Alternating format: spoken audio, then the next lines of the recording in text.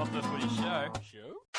G'day everybody, welcome to episode 234 of Not The Footy Show. I'm Warrick Nicolson. That is Robb Cox. Unfortunately, the streak of in-person podcasts, Cocksmith, ended at one. Yep, one in a row, mate. Couldn't stand to be in the same room for too much longer. No. Unfortunately, the magic that was produced at Casa de Cocksmith has been forced to try and replicate that over the Zoom.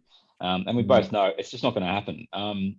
Speaking of things that may not happen, and we'll get to it in the second segment, but the Barbecue King, I believe he's being called, has been out and about in Sydney, and there are some ramifications potentially after he tested positive for COVID for the Sydney Roosters and another part of the NRL that we will get to in the second segment. Be the ball.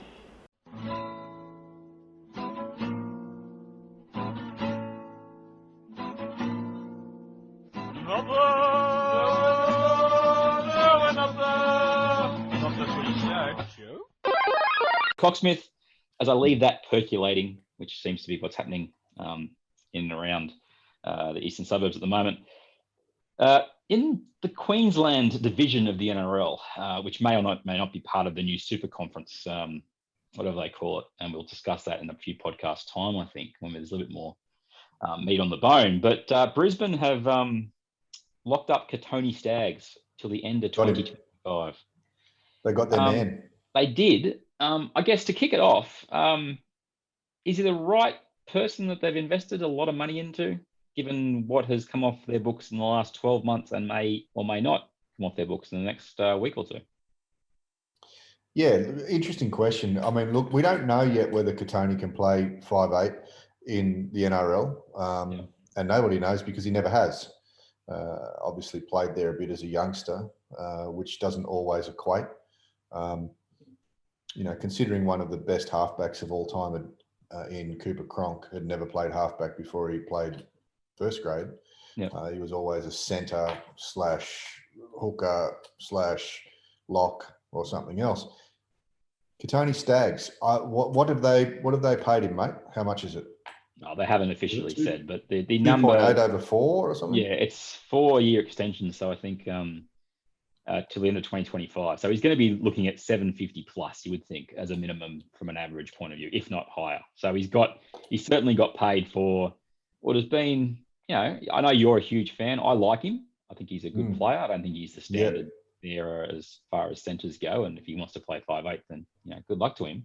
But it surprises me the collateral that comes from re-signing Kotoni Staggs, especially given there's some off-field stuff that has certainly been let go through to the keeper a little bit in the last 3 or so months in regards to Kotoni. It's a big investment is what I'm saying. I think what it comes down to, like I say, if he can play 5'8", we know what kind of 5'8" he's going to be, given his build. He's not going to be a Luke Keary style 5'8". He's going to be a Jack Whiten style 5'8". They're not my favourite kind of 5'8s, to be honest. And does he have the kicking game of Jack Whiten? Because that's one of his strongest points. Well, yeah, these are all questions that maybe the Broncos can answer, except for the part about how's he going to go in NRL at 5'8". A lot of money to invest in a centre. They've already done that before with Jack Bird. They invested a lot of money in a centre. Jack had them convinced that he could play in the 1, the 6, the 7, the 9. No.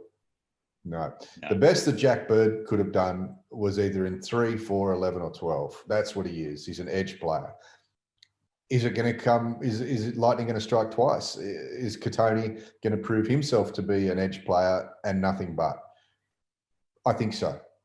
Is he going to prove himself to be a Jack Bird? Because if you think about it, what's Kotoni coming off?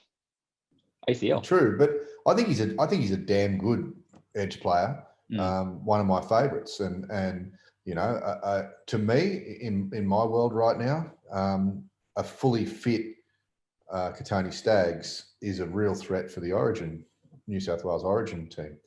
I get the feeling that they've gotten a little bit of tunnel vision on this one. They desperately need halves. They've got to be stinging about how well Sam Walker's playing, considering he was in their system. Yeah. They've got to be stinging how good Reece Walsh is playing, considering up until only a couple of weeks ago he was in their system. I don't know who their recruitment officer is, but I'd be looking for a new recruitment officer as well. If I was the Brisbane Broncos, in all seriousness, they've been diabolical in that sector. Well, they lost old mate Fafita last year, and he's proven decent value even at 1.2 or whatever he's getting paid a year down there at the Gold Coast. But I guess the collateral I was speaking of was more the Xavier Coates, or ex-Xavier Coates, as old mate Braith likes to call him. The story is that he's basically signed, sealed, and delivered to Melbourne for the next couple of years. There's That's two elements to it. The main element we'll kick off with is, basically re-signing Staggs costs them Coates. That's what the Broncos are basically telling the world by this decision, because the story about Staggs, well, his actually an official announcement came about 3 hours after two journalists in Sydney basically said Coates to Melbourne, done deal. So you'd imagine that the conversation has basically been, sorry, Xavier, we can't afford to keep you at the amount of money you want. We're going with Kotoni. Then the story was that Coates was getting copping it from his teammates at training that morning that, you're a Melbourne bound. If you had to pick between the two of them, are you going Staggs unequivocally over Coates? I'm going Staggs is what he's done on the field so far. Coates is probably a little bit more for the future, even though Staggs isn't old. He only debuted, I think, in 2019, Staggs. So, I would have gone Staggs, given what we know, even though, even if he only plays centre, I think they've overpaid for him. But the fact of the matter is, if they sign both, then we would be hypocrites not to call them out on that, just like we did with the Bulldogs last week, buying outside backs. I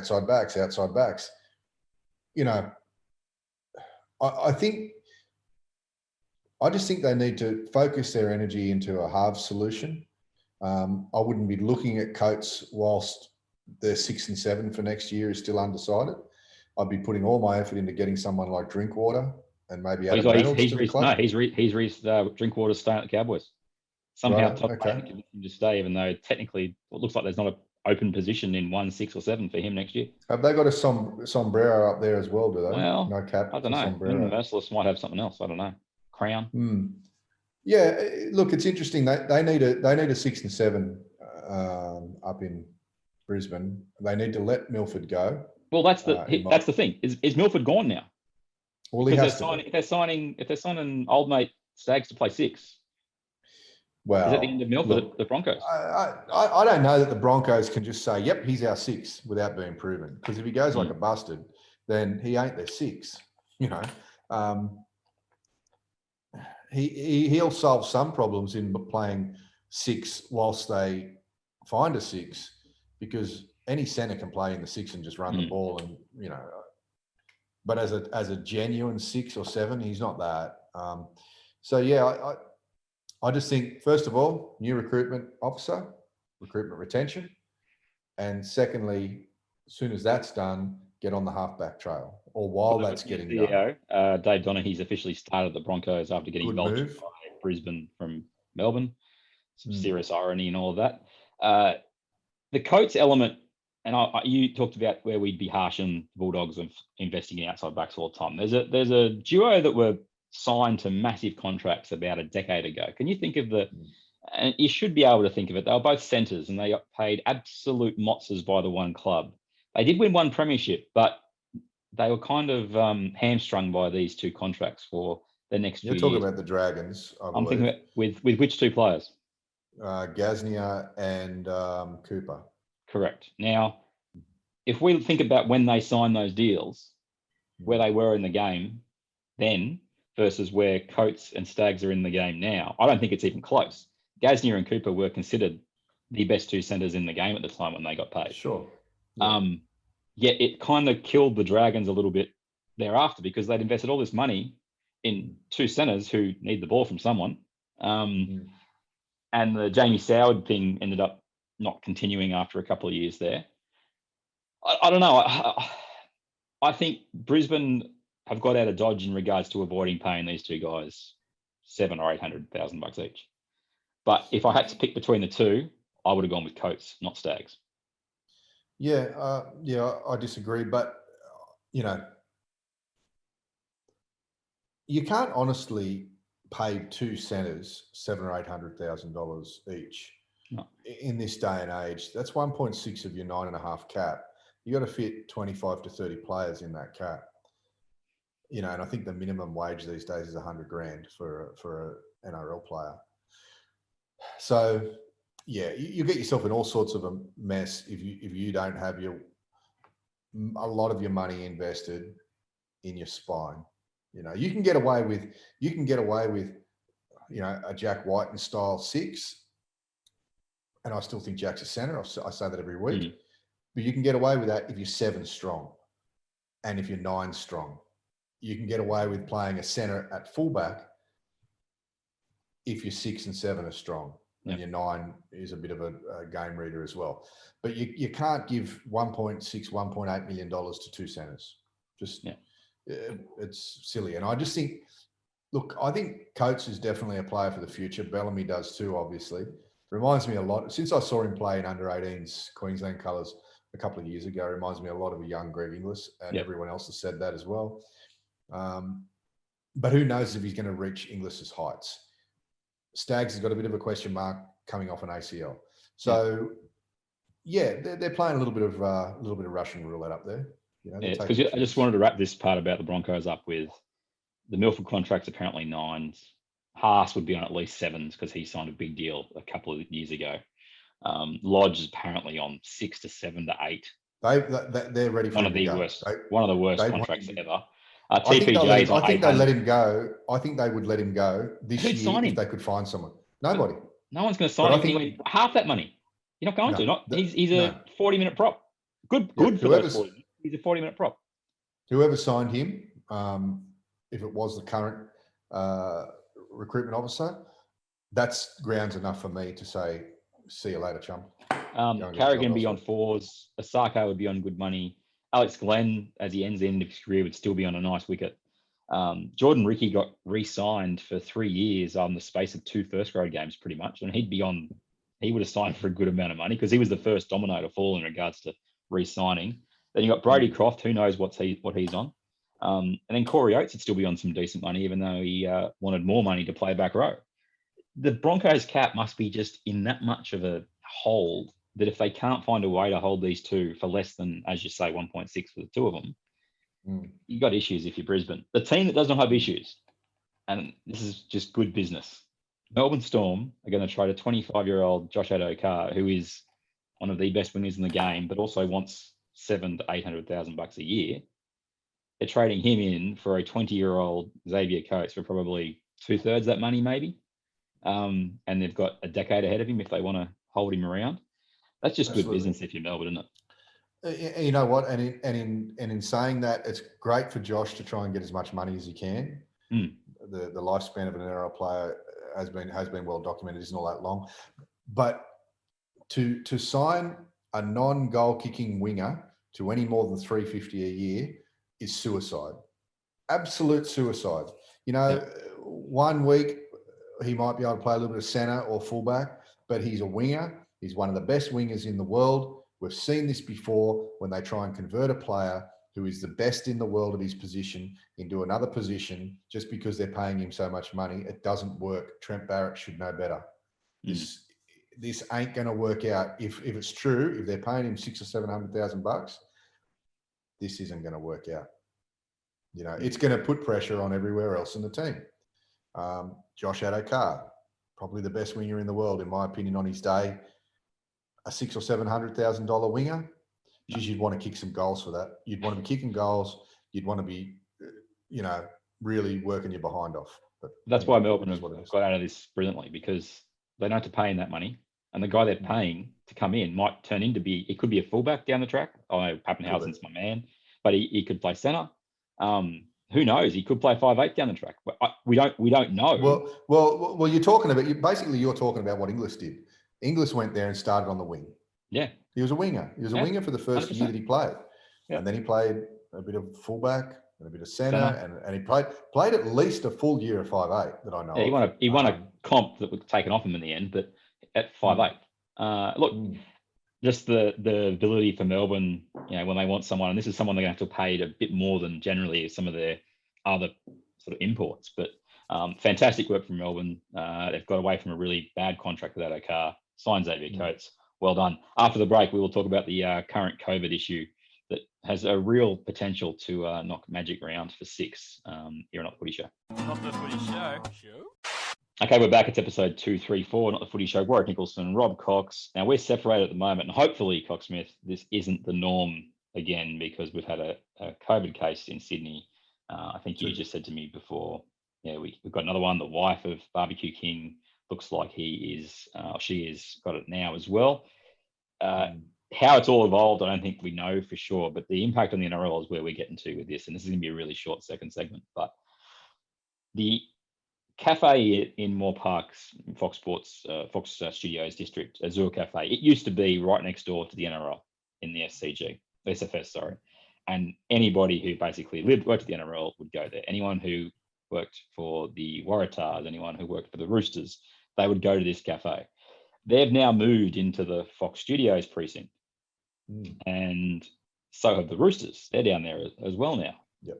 And this has maintained as the go-to cafe for the Roosters. Yep. Barbecue King visited this cafe. And so now we're facing the Roosters' entire playing staff needing to pass tests. Anyone they've been in contact with needing to pass tests, etc., etc. That may be an issue for this weekend. But there is an element to what I've just explained, which makes Magic Round next weekend potentially even more doubt, regardless of whether Queensland shut the borders to all of New South Wales or just the hotspots, because a lot of staff for the NRL work in the NRL building. And the cafe that they always frequented was this one, Azure Cafe.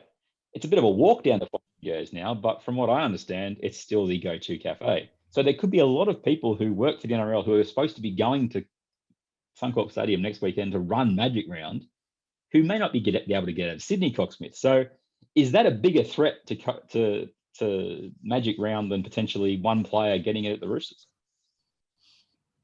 I've always disliked the idea of Magic Round. I won't say what I think of it. Look, the fact is, if they're going to close the border to hotspots, nobody from the Roosters can go, including the players, and nobody from the NRL can go, and probably a few people from Souths can't go as well. So what happens? The Magic Round goes up in smoke, thankfully. Does footy not happen next weekend? Well, who knows? Who knows? Maybe they do put a hold on it and try and catch up some other way, given that when we're kind of locked into the season finishing when it's going to finish. Bring back the MCO Cup.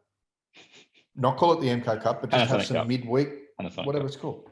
Yeah. Do you know what I'm saying? So, look, I honestly think that the Magic Round was always very ambitious. I've also got a little bit of a theory on old mate, the Barbecue King. He is either looking for something very, very, very unique, or he's the world's greatest tight ass, because he visited 5 or 6 barbecue shops. And looking for, the same kind of ones, like the same brand, like barbecues galore. I think. What's he looking for? Is he looking for a deal, or does he just like to hang out with barbecue folk? I've christened him Jimmy Maloney's soulmate, basically. Likes to barbecue. Likes a good barbecue. But the story's magnificent in regards to, it's terrible if he's actually sick, but the fact that he ends up buying meat at the end of the run is just the greatest, sequence of events. Is he sick? I hope not. But in terms of Magic Round, our concern for a few weeks now has been it could be the place where a lot of things go wrong. Hopefully that's not the case. But yeah, this proximity to the NRL offices is a big thing.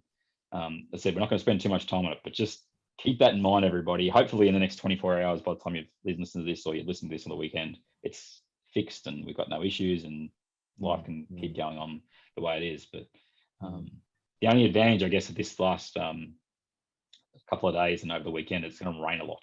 So hopefully that actually means that in the general population sense, people are staying at home a little bit more. in the next few days if there's a break, if there's an outbreak. If there's an outbreak. I don't know, mate. I know I know quite a few people that own cafes, and the best days are rainy days. Cafes fill up on rainy days, mate. So just get Cocksmith to make you a coffee. We'll be back after the break to talk the reviews and the bonus segment, which I know you love, Cocksmith. Like, you love it like a brother, don't you? Love it. Love it. Do you have a brother? No. Not the footy show. It's just like, oh, come back. This is where Cocksmith, he died. Oh, you can't, it's actually the other angle, but as I look at it on the screen, he's right above me and it's got the word dead on his t-shirt.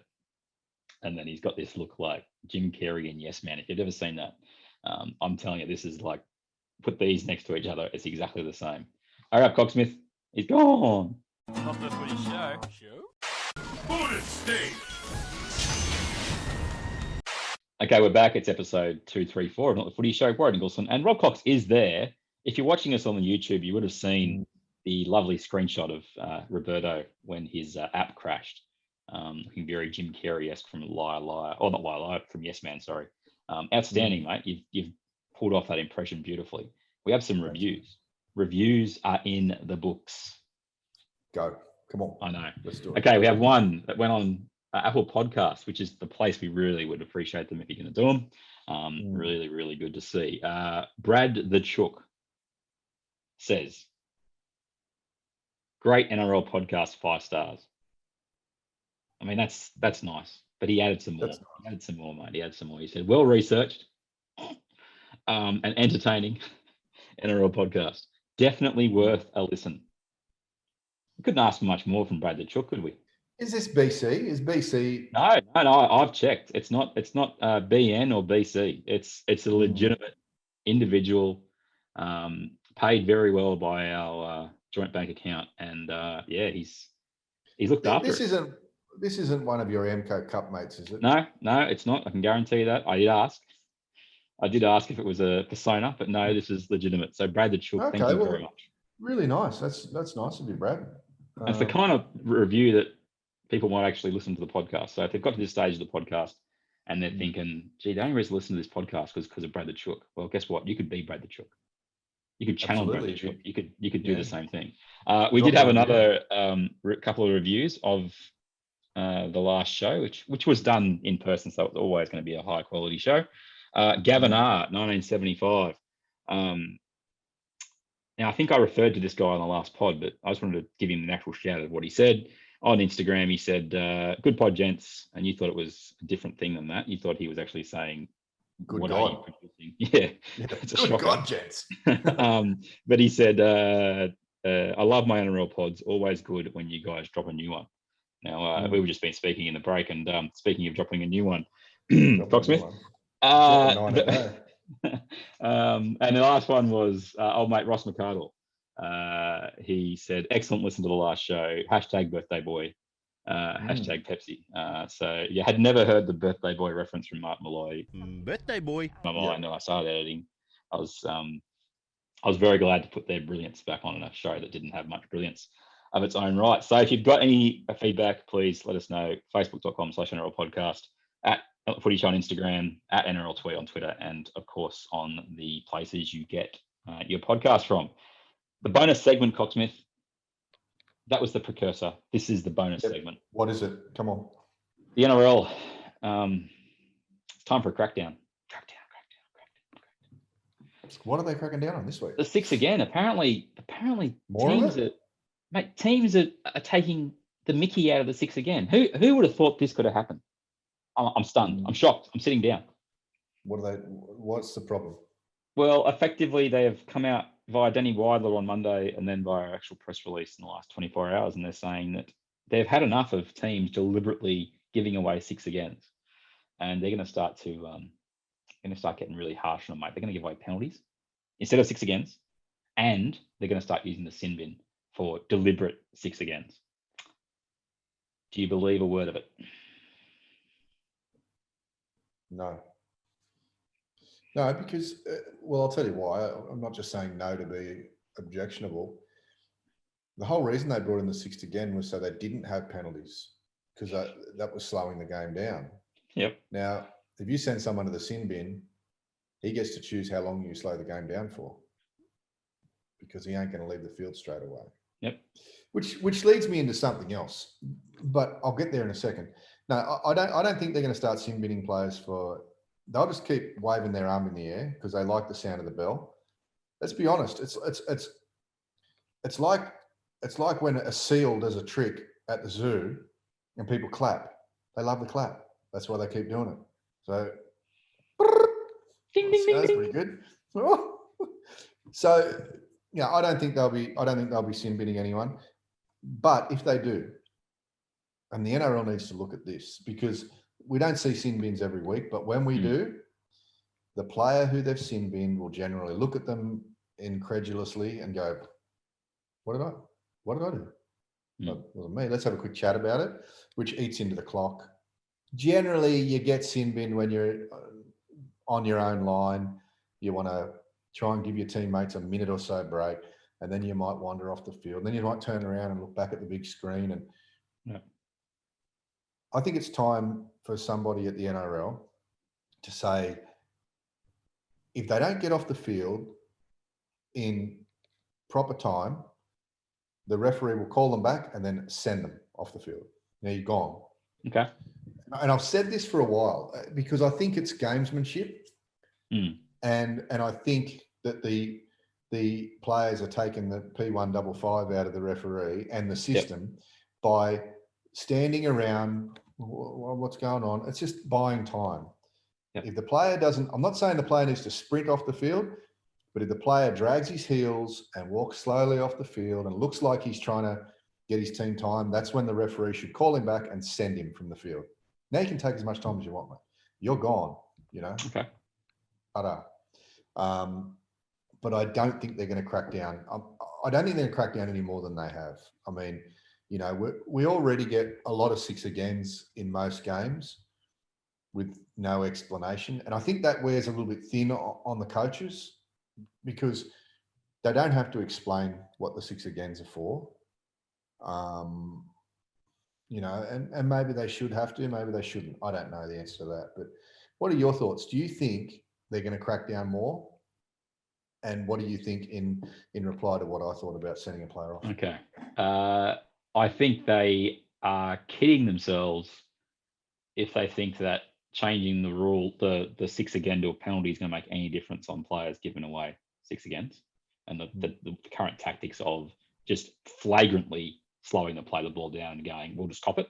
That won't. If it's just if it's penalties instead of 6 agains, it won't make a difference. The sin bin, however, I think that could make a difference. Where I really struggle to understand the NRL's logic here is that if you really want to make a crackdown on something, you don't tell the world before you do it. Because this is where the NRL is trying to learn from something they did 2 or 3, 4 years ago. Remember with the penalty-a-thon at the start of, was it 2017 or 2018? The big one of that was Chechen at Shark Park. Yeah, but they wanted to basically, you know, clear up time wastage in the ruck, and they just blew the pee out of the whistle. They got crucified by the media coming out of that. Crucified. They did the right thing by cracking down on it, but because they didn't have the media on side, they wilted in it. Greenberg and co wilted in about 2 weeks, and it was back to open season to play the ball. This is a classic PR strategy where they got Danny Wilder to announce it on 100% footy. Oh, I'm hearing that the NRL is going to, you know, tell clubs that they can no longer give away 6 agains deliberately. The NRL's sick of it. They're going to crack down. Hold on. How dare you, mate? Are you trying to say that Danny Wilder is a mouthpiece for the NRL? Is this what you're inferring? I'm saying on this particular occasion, he was well chosen as the mouthpiece for the NRL. That's exactly what happened. Allegedly. Wow. Allegedly. Newsflash. And what really does my head in is they're clearly this time going, we're going to crack down, but we'll get the media on side beforehand. So that when we start sending guys to the bin, they'll be like, oh, I know why they're doing that. And we told you why they're going to do that. What really worries me, that Cocksmith, is they're not going to sin bin guys.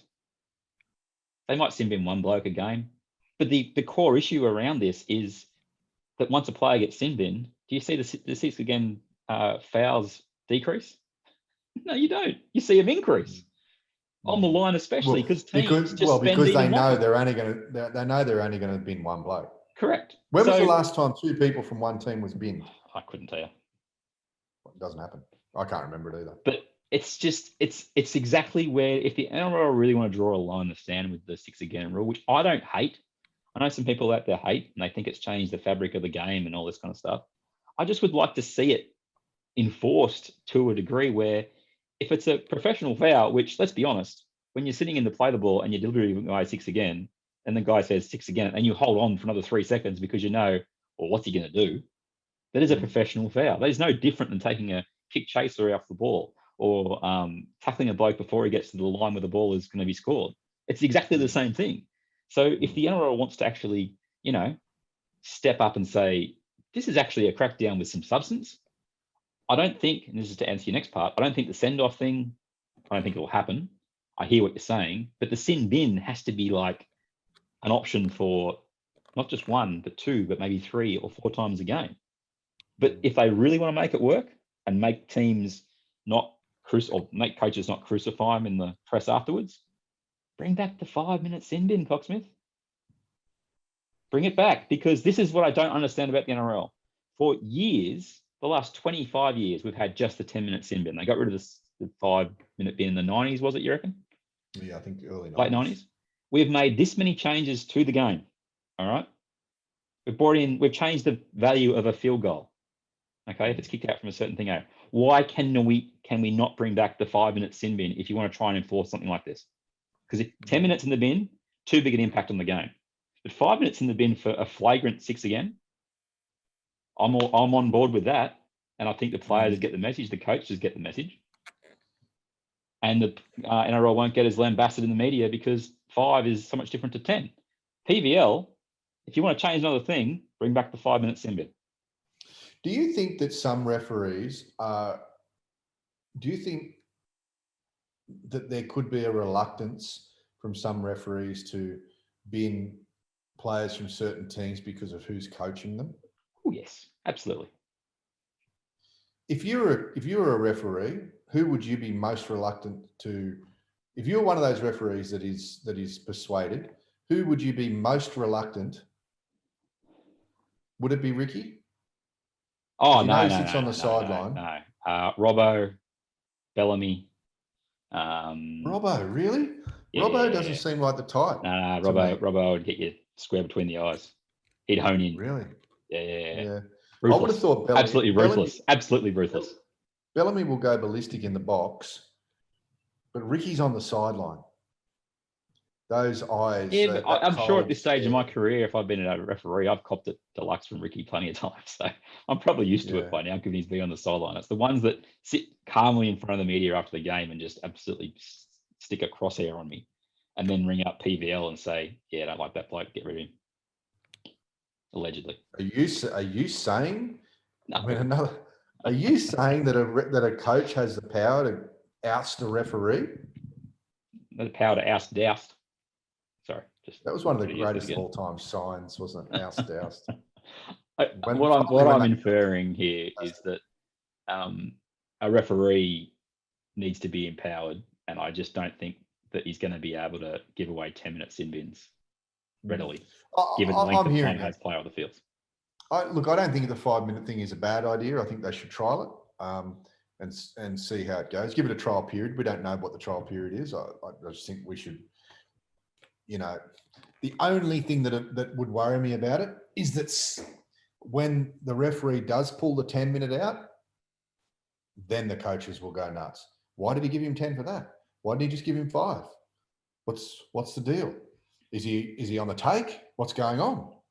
I mean, they may not say it that bluntly, but there's certainly ways you can word things to make it sound like there is some skullduggery going on. I just really feel that that's if you want to try and get this crackdown across the line, this is how you enforce it. The 10-minute sin bin is going to be still too big a detraction from the spectacle of the game, which will be the argument.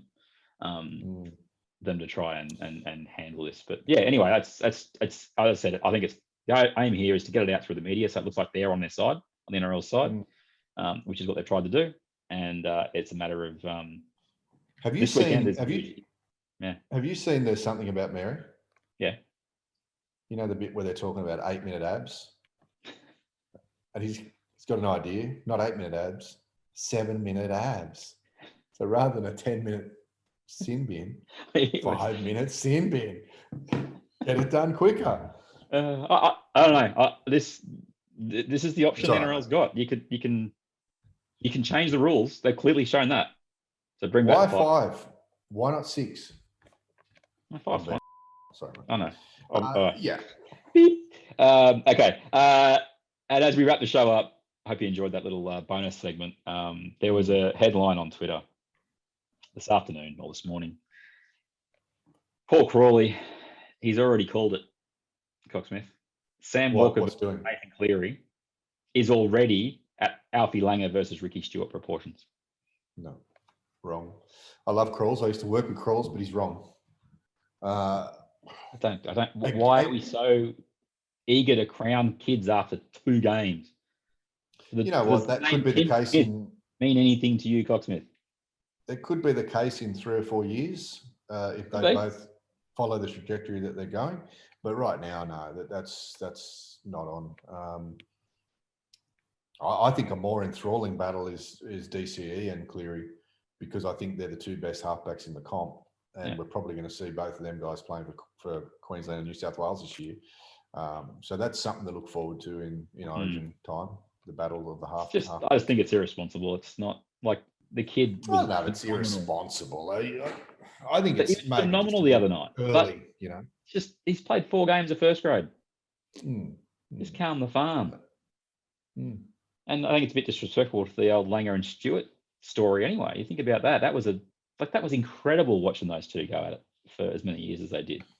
The incredible thing for me as a New South Wales fan was that Langer had the wood on him so often. To get in the Australian team, not at state level. Yeah, but to get to the Australian team, which is really the ultimate reward. Yeah, but New South Wales dominated the clashes between the teams when Stewart was there and Langer was in Queensland 7. Are you inferring that Langer may have had the inside running every year over Stewart? Bobby Fulton loved him, and he loved Stewart, but he loved Langer more. And then if you follow the trajectory, got to the Ashes series, and what happened? Langer saved the day. Langer was, but he also nearly screwed the day by throwing an intercept pass. Langer was probably more of a lovable bloke. Like he was probably more of a likable kind of larrikin. Both phenomenal footballers and players that just, they ran the show when they were out there. It was let's even on the Nathan Cleary element, let's just see a few more years before we start putting him up into that category, let alone Sam Walker after 4 first grade games or 5 first grade games. I've got to be honest with you. I don't think Cleary's that far away. I like him. I like him a lot. I don't think he's there yet. But I don't think he's that far away. He's got to get a lot more on the board to enter that just the weight of their accomplishments, I guess, is the big thing for me. I think once he's played 100 NRL games, it's time to start. Can't be too far away. Wouldn't be too far away.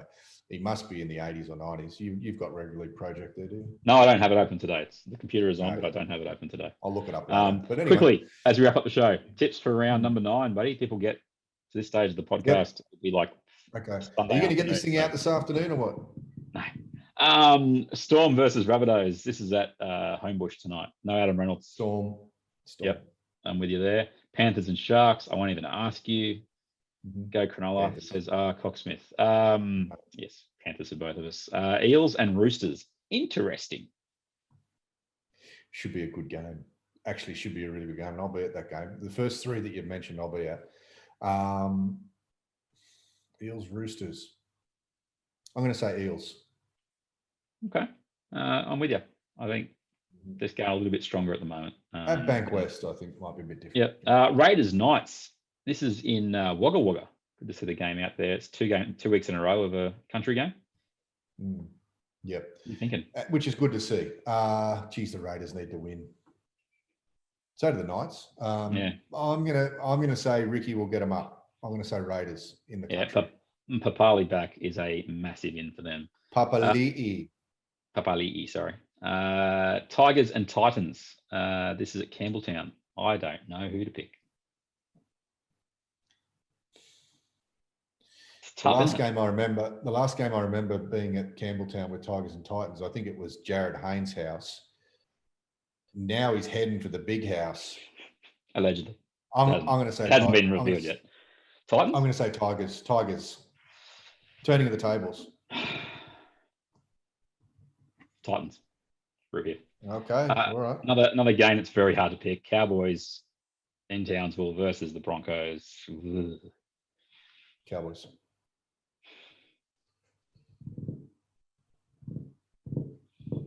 At home, mate. They're pretty good at home. Broncos. Seagulls and Warriors at Manly. Sunday afternoon. Another good game. I'm going to go a little bit of an upset. I think the Warriors might get them. Okay. I've got Manly. I just think they're older statesmen, and the fact that Tommy seems to have held together with this ski tape for 2 weeks in a row, or 3 weeks in a row now, is going to get them home. And then a barn burner, Dragons and Bulldogs, Sunday afternoon football. Channel 9 doing tremendous with the match of the day selections of late. Well, anything could happen, mate, but I'd have to say the Dragons. Yeah, I'm with you. Dragons to win that game. Although Dragons 3 losses in a row after you declared them top 4 certainties. Well, what are they running? Sixth. Sixth now, yeah. Indeed. Well, that's the episode. 234 is done. I'll try and turn this around pretty quickly and get it to you this afternoon. You're at the game tonight. Is that right? I am. Yep. In the wet. Now, are you expecting a heavy track at Stadium Australia, mate? I am, mate. I'm looking outside in my pool at the moment, and it's raining, but it's also in the last 4 or 5 hours, it's come up a couple of inches. So it's rained a lot here, and I think probably over near Parramatta, it's rained a lot too. So in Crow's Nest, it has rained a lot as well. So, yep, I'll head out into the rain this afternoon. You'll be working. I'll be having a run. Let's see who does more Ks today, eh? Get the Dominator out, mate. Odometer, what's the word? It's normally about 4 or 5 Ks a game. Okay. So we'll compare notes at the end of the evening. That's the episode. 234 done. Rob Cox over there, Warrick Nicolson here, and I'll leave it to you, my friend. Do you want a drink of Pepsi? Not the Footy Show. It's people's escape, it's people's relaxation, and we need to do everything in order to continue that great tradition of Not the Footy Show. Pepsi.